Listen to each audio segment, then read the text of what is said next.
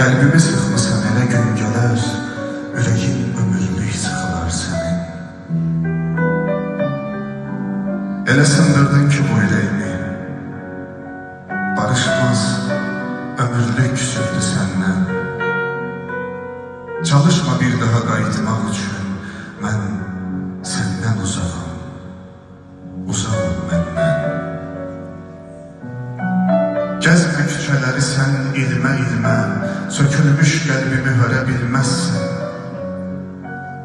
Qəlbim elə sınıb səndən, inan ki, bir daha üzümü görə bilməzsən. Razıyam, əlimi mən kesim atım, bir daha əlindən tutmasın sənin. Dar gündə sən mənə əl uzadasan, əllərim dadına çatmasın sənin.